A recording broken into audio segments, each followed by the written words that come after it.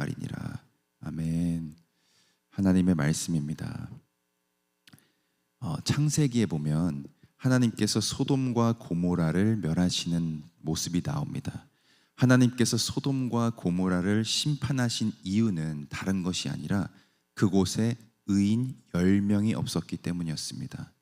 아브라함이 하나님한테 소돔과 고모라 안에 의인 10명만 찾아낸다면 그곳을 멸하지 말아달라고 간청을 했는데 끝내 의인 10명을 찾지 못해서 하나님이 그곳을 심판하십니다.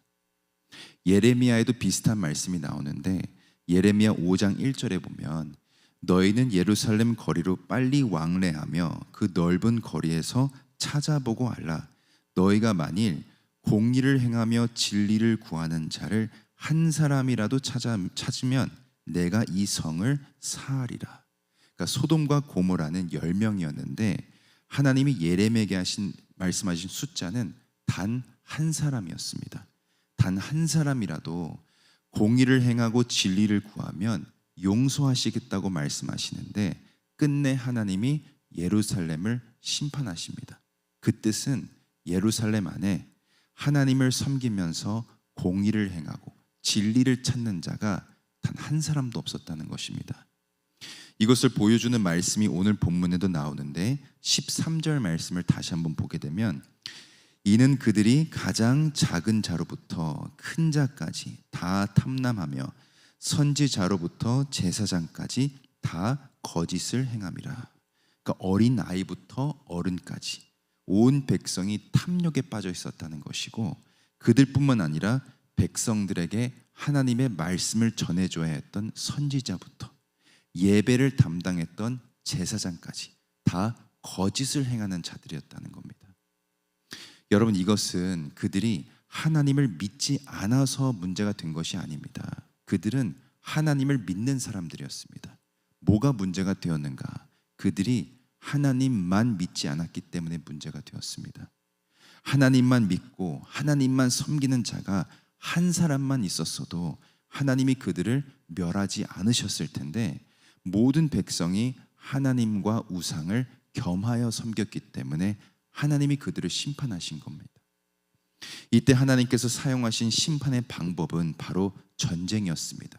그래서 오늘 본문 1절을 보면 마지막에 재앙과 큰 파멸이 북방에서 엿보아 오미니라. 그러니까 북방에서 바벨론이라는 나라가 예루살렘으로 쳐들어와서 완전히 이스라엘을 멸하게 될 거라고 말씀하십니다. 여러분, 하나님께서는 특별히 이 예루살렘 땅을 복되게 하시고 젖과 꿀이 흐르는 약속의 땅으로 만드셨는데 그 이유는 이스라엘 백성들이 그 안에서 하나님의 임재를 경험하고 하나님과 동행하는 삶을 살기를 원하셨기 때문이었습니다. 그래서 이 예루살렘이라는 말도 예루라는 단어와 살렘이라는 단어가 합쳐진 단어인데 이 예루는 기초, 땅을 뜻하는 단어이고 이 살렘은 샬롬, 평화를 뜻하는 단어입니다.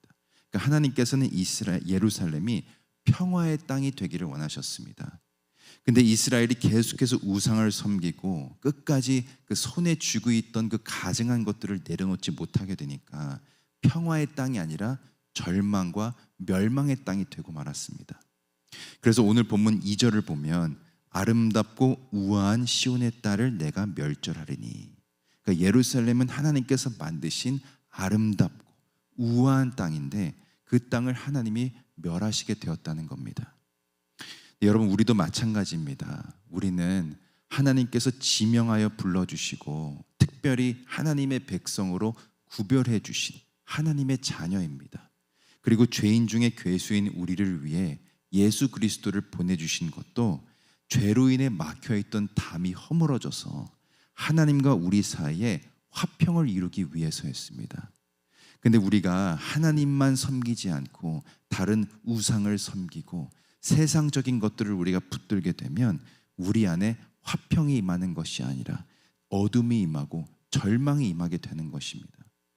오늘 본문은 우리의 삶이 하나님만 섬기는 화평의 삶이 아니라 우상을 겸하여 섬기는 그 절망의 삶이 되었을 때 어떤 특징들이 나타나게 되는지를 보여주고 있는데, 바라옵기는 오늘 주신 말씀을 함께 묵상하면서 나는 하나님만 섬기는 삶을 살고 있는가, 아니면 우상을 겸하여 섬기고 있는가, 함께 돌아보는 시간이 될 수 있기를 소망합니다.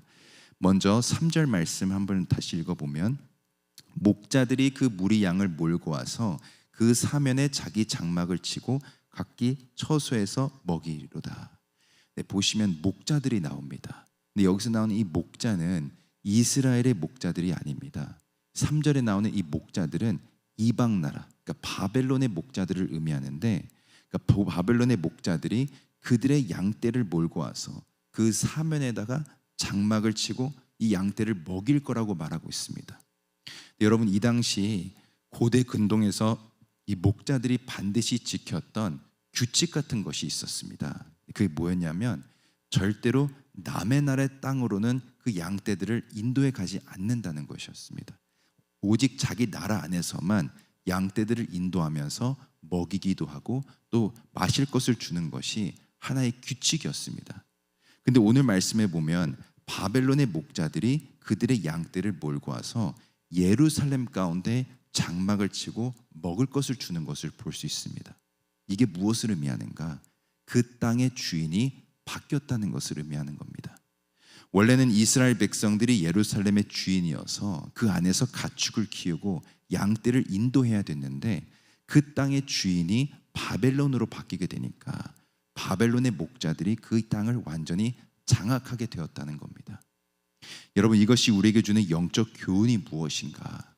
하나님이 우리가 하나님만 섬기고 하나님만 붙들기를 원하시는데, 우리가 다른 우상을 겸하여 섬기고 세상적인 것들을 붙들게 되면 결국 우리의 주인이 바뀌게 된다는 겁니다. 하나님의 통치를 받으면서 하나님의 자녀로 사는 것이 아니라 우리가 붙들고 있는 세상적인 것들로부터 통치를 받으면서 그것을 주인 삼고 사는 인생이 되는 것입니다. 복음서에 나오는 가룟 유다를 우리가 생각해 보면, 예수님이 그를 직접 택해서 불렀을 정도로 3년 동안 예수님과 동고동락하면서 예수님의 통치를 받았던 제자였습니다. 그런데 그가 한 손에 쥐고 있던 그 재물에 대한 욕심을 끝내 내려놓지 못하게 되니까 나중에는 재물의 지배를 받게 됩니다. 그리고 결국 예수님을 은삼십에 팔아넘기게 되는 일이 일어나게 되는데, 가룟 유다의 주인이 예수님이었다가 재물로 바뀌게 되었다는 것을 보여줍니다. 그래서 마태복음 6장 24절에 보면 예수님이 한 사람이 두 주인을 섬기지 못하느니라 말씀하십니다. 우리의 삶이 하나님이 주인이 되고 하나님의 통치를 받는 화평의 삶이 되기를 원한다면 반드시 하나님만 붙드는 인생이 되어야 된다는 것입니다. 두 번째로, 우리가 하나님과 우상을 겸하여 섬기게 되었을 때 나타나는 특징이 무엇인가? 7절 말씀인데 7절 말씀을 함께 한번 읽어보겠습니다. 샘이 그 물을 솟아냄 같이 그가 그 악을 바라니 강포와 탈취가 거기서 들리며 질병과 창상이 내 앞에 계속하느니라. 네, 보시면 샘에 대한 이야기가 나오는데, 샘이 그 물을 솟아냄 같이 그 악을 바란다라고 말하고 있습니다. 그러니까 끊임없이 솟아나는 그 샘물을 비유로 들면서 예루살렘 가운데 샘물이 솟아나게 될 것이다 라고 말하고 있는데, 중요한 것은 그 물이 어떤 물인가? 악으로 가득한 물이라고 말하고 있습니다. 그래서 그 물로 인해 강포와 탈취가 들리며 질병과 창상이 나타난다라고 말하고 있습니다. 그러니까 예루살렘을 통해 솟아나는 물이 더럽고 악한 물이다 보니까 그 물이 흘러가는 곳곳마다 질병이 생기고 아픔이 생기고 악이 생긴다는 것입니다. 여러분, 하나님은 그의 자녀들이 세상 가운데서 선한 영향력을 끼치면서 생명을 전하는 전달자로 살기를 원하십니다. 그래서 우리를 통해 그리스도의 향기가 전해지고 하나님의 사랑이 전해지기를 원하시는데, 우리가 하나님만 섬기는 것이 아니라 세상 사람들과 똑같이 세상 붙들고 우상을 섬기게 되면 오늘 말씀처럼 우리를 통해 악함이 전해지게 된다는 것입니다. 제가 이 7절 말씀을 묵상하는데 하나님께서 우리에게 원하시는 그 모습이 무엇일까 생각하다가 에스겔 말씀이 생각이 났습니다. 에스겔에 보면 7절 말씀과 정반대의 모습을 보여주는데, 에스겔이 성전 앞에 서 있을 때 성전에서 물이 흘러나오기 시작합니다. 마치 7절 말씀처럼 샘물에서 물이 솟아나듯이 성전에서 물이 계속해서 흘러나오는데, 처음에는 그 물이 에스겔의 발목을 덮습니다. 끊임없이 근데 물이 나오다 보니까 나중에는 무릎을 덮게 되고 허리를 덮게 되고, 나중에는 가득 차올라서 에스겔이 그곳에서 헤엄을 치기 시작합니다. 성전으로부터 나온 이 물이 결국 이곳저곳으로 흘러가게 되면서 어떤 일이 일어나게 되는가? 에스겔 47장 9절에 보면 이 강물이 이르는 곳마다 번성하는 모든 생물이 살고 또 고기가 심히 많으리니 이 물이 흘러 들어가므로 바닷물이 소성함을 얻겠고 이 강이 이르는 각처의 모든 것이 살 것이며, 성전으로부터 나온 이 물이 악한 물이 아니라 생명의 물이다 보니까 바닷물이 소성함을 얻고 이르는 각처의 모든 것이 살게 된다라고 말씀하고 있습니다. 여러분, 이것이 하나님께서 원하시는 모습인 줄로 믿습니다. 그의 백성들로 인해 그리스도의 향기가 전해지고 십자가의 은혜가 흘러가서 생명의 역사가 일어나고 마른 뼈가 일어나듯이 치유와 회복이 일어나고 죄로 인해 죽었던 생명이 소성함을 얻게 되는, 그러니까 이런 선한 영향력이 그의 백성들로 하여금 전해지기를 원하신다는 것입니다.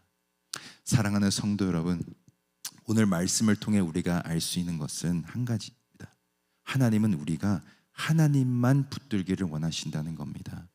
바라옵기는 우리 모두가 오늘 말씀을 잘 기억해서 오직 하나님 한 분만 주인 삼고 또 하나님 한 분만 붙들어서 우리의 삶을 통해 십자가의 은혜가 전해지고 하나님의 사랑이 전해질 수 있기를 소망합니다. 그렇게 될 때 우리를 통해 생명의 역사, 치유의 회복의 역사가 일어나게 될 줄로 믿습니다. 오늘도 귀한 하루 살아가실 때 우리 성도님들에게 그런 은혜가 충만히 임하시기를 예수 그리스도의 이름으로 간절히 축원드립니다. 함께 기도하겠습니다. 사랑의 하나님, 오늘도 말씀을 통해 큰 은혜 주시니 감사합니다.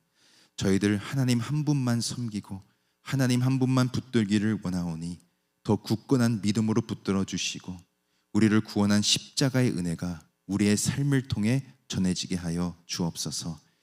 오늘도 그리스도의 편지로 살아가는 우리 모든 성도님들 붙들어 주셔서 어떠한 악함도 또 약함도 틈타지 못하게 하시고 믿음 안에서 넉넉히 이기고 승리하는 하루 되게 하여 주옵소서.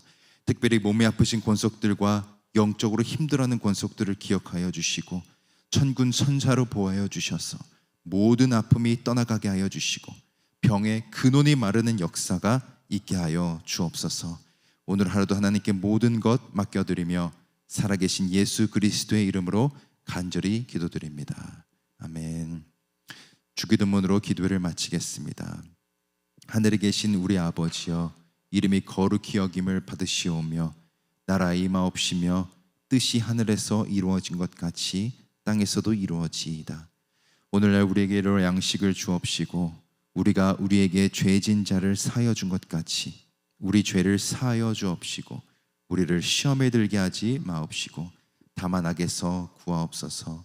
대개 나라와 권세와 영광이 아버지께 영원히 있사옵나이다. 아멘.